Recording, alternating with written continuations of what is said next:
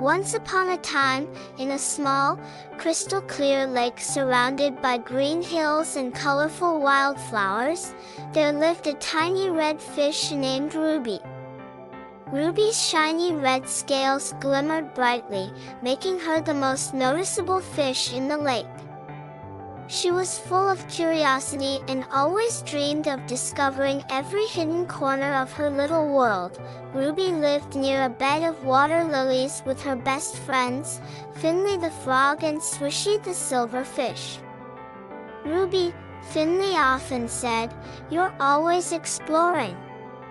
Aren't you afraid of getting into trouble?" But Ruby shook her head. "There's so much to see.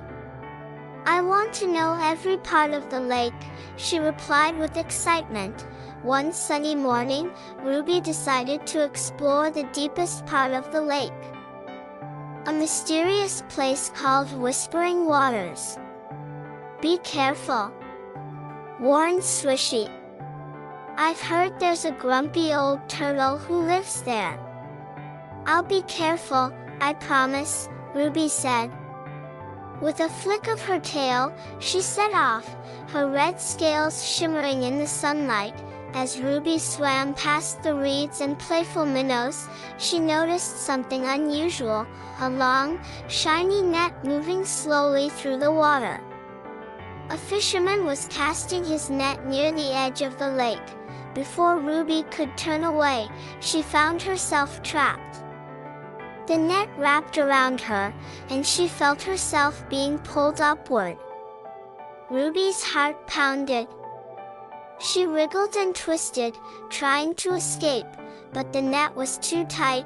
Just then, Ruby remembered something Finley had once said: "When you're in trouble, stay calm and look for the smallest opening." Ruby took a deep breath, looked closely, and noticed a tiny hole in the net. With all her strength, she wiggled her way through the hole and swam as fast as she could. The fisherman shouted, "Hey! I almost caught a beautiful red fish." But Ruby was already far away, her heart still racing. "I need to be more careful," Ruby thought as she swam toward Whispering Waters. The water here was darker and cooler, and the silence was eerie. Ruby felt a shiver but pushed forward. Suddenly, she heard a faint cry. "Help! Somebody, help me!" Ruby followed the sound and found a tiny yellow snail stuck in a tangle of weeds. "Don't worry," Ruby said. Using her small but strong fins, she carefully untangled the weeds until the snail was free.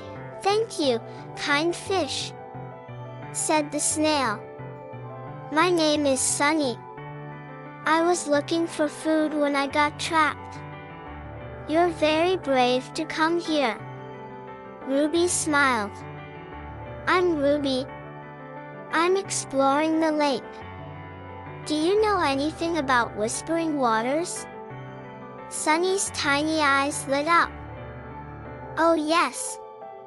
There's a hidden cove here where the water glows like moonlight, but it's guarded by old Snapper, the turtle. He doesn't let anyone in unless they solve his riddle." Ruby felt a mix of excitement and nervousness. "A glowing cove? That sounds amazing. Can you show me the way?" Sunny hesitated but pointed Ruby toward the cove. Soon, Ruby saw the entrance, a small gap between the rocks. But guarding it was old Snapper, the biggest turtle Ruby had ever seen. "Who dares to enter my cove?" Old Snapper boomed, his voice echoing through the water.